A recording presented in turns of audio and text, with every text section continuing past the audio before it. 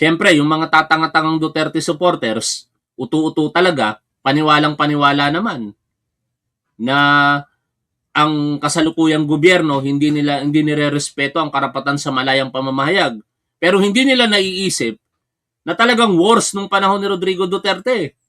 Kapag ka ikaw ay nagsalita, may kalalagyan ka. Katulad ni Leila de Lima at hindi ligtas dyan si Senador Trillanes. Sapagkat ayon sa kanya, hindi bababa sa 30 kaso ang isinampa sa kanya ng Duterte administration.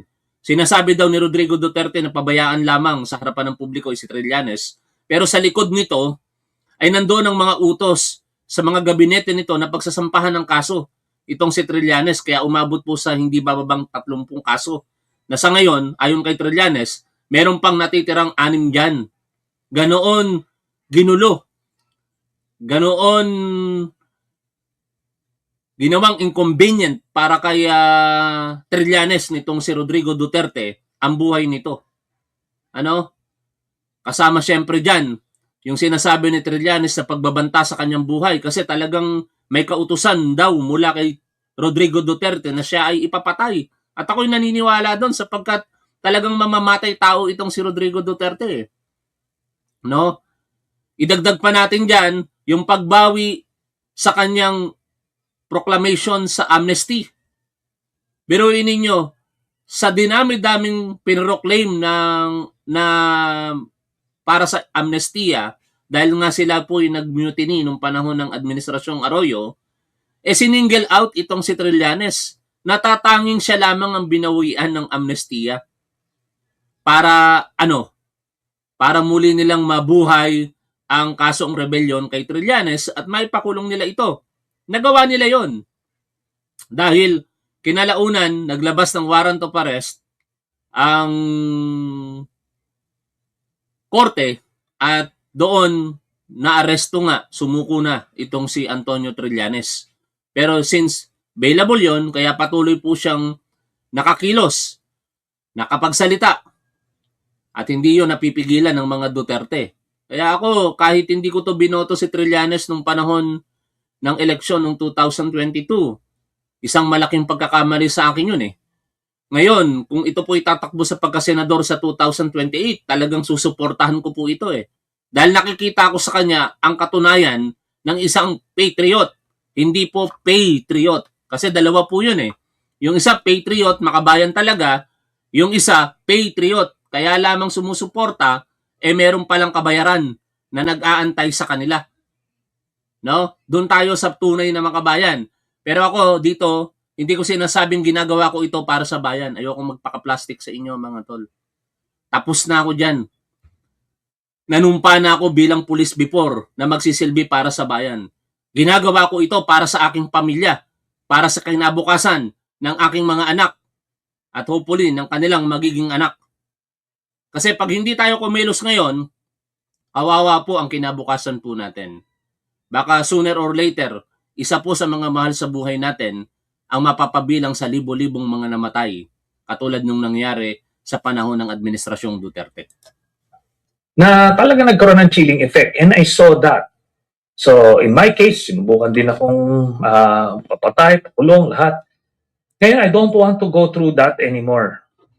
Kaya ito yung dito ako nanggagaling kung bakit nakatutok ako sa mga Dutertes, kasi ini-imagine ko at gusto ko ma-imagine din ng mga kababayan natin kung si Sara Duterte ang presidente, ang Speaker of the House mo niyan si Pulong, malamang si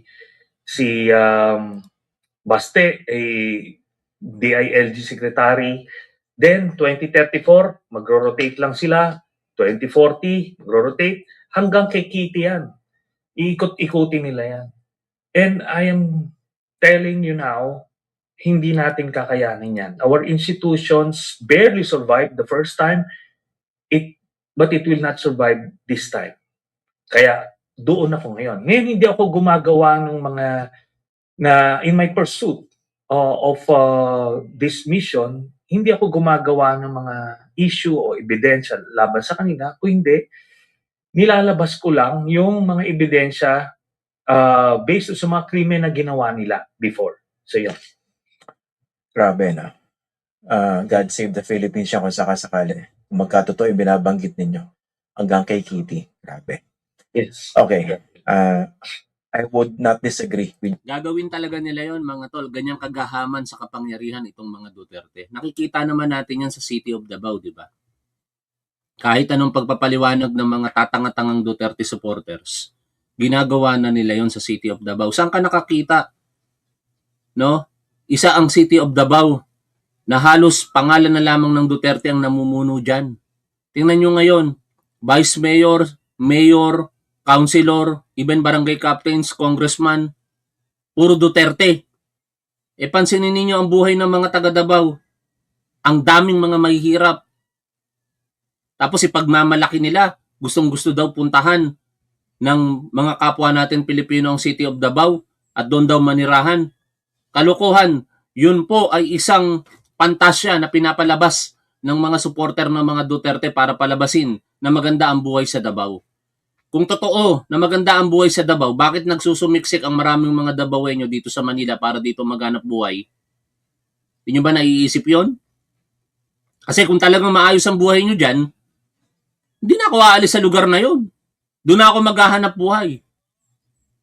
Oh. Anyways, tuloy tayo sa pakikinig po dito. your analysis, Senator, no?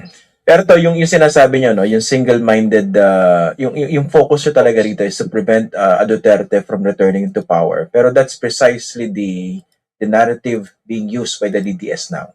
Laging sinasabi, palunin nyo na lang sa 2028 yan, takot lang kayo. Anong sagot nyo ron? Darating tayo doon kung dumating doon, pero kailangan hindi pwedeng nakaupo lang tayo at aantayin natin yung electoral contest na yun. Ito yung magandang sinasuggest ni Trillanes. Hindi pa pwede mag-antay tayo ng 2028. Di ba? Kasi pag nag-antay tayo ng 2028, ang naratibo ng mga Duterte ay patuloy nilang uutuin ng mga Pilipino. Ang dami nang utu-utong mga Duterte supporters eh. Baka may mga madamay po dyan na nasa parang walang pakialam na sitwasyon lamang, and once na mapakinggan nila yung naratibo ng Duterte, akala nila maganda, mauuto din sila. Yun yung pinipigilan ni Trillanes at dapat ginagawa po natin ngayon. Kaya dapat mag-ingay tayo kung ano yung mga inaakusa dito sa mga Duterte, dapat hanapin natin yung formal na proseso para mapanagot o masagot man lamang nila yan. Hindi pa pwedeng iwasan. Katulad ng ginawa nila sa nakalipas po ng mga panahon na in particular itong impeachment complaint laban kay Sara Duterte ay dadaanin sa mga teknikalidad. Saan mo makikita ang katotohanan kung teknikalidad ang pinag-uusapan? Paano natin malalaman kung totoo ba ang ibinibintang kay Sara Duterte at sa pamilya niya na meron silang mga bank accounts na sinasabing naglalaman ng labas-pasok na pera, bilyones ang halaga, at mula daw po ito sa komisyon sa illegal na droga. Kasi kung hindi yan dadating sa paglilitis, mananatiling akusasyon po yan na pilit nilang iniiwasan. Kaya yung countdown natin, dapat tuloy-tuloy, samahan nyo kami dyan. 31 days po ang inaantayin natin, bagamat medyo mahirap ang magiging sitwasyon ng paghahain ng impeachment complaint. Pero pinapaliwanag nga dito ni Trillanes na kung magkakaroon ng malakas na ugong mula sa publiko, mula sa taong bayan, para sa paghahanap ng kasagutan sa mga akusasyon sa mga Duterte, baka kahit mahirap ang maging sitwasyon, itong mga nakaupong kongresista, kasama na ang mga senador, umayon sa malakas na ugong ng publiko at ipagpatuloy ang paghahanap ng pananagutan sa pamamagitan ng impeachment process dito po kay Sara Duterte. Kailangan, habang may oras tayo, ako, in my case, gusto kong ipagpatuloy yung pag-expose sa tunay na pagkatao ng mga Duterte para mamulat yung mga Pilipino. And I saw that nung kay, yung effect niyan, nung kay then Vice President Binay, di ba? Nung time na yon, ano na siya practically shoe-in na siya to be the next president. Ang taas nung ratings niya. Pag nag-internal survey kami, umaabot siya ng mga high 70s, low 80s. Yung mga kalaban niya, 4%, 3% lang. But then, siya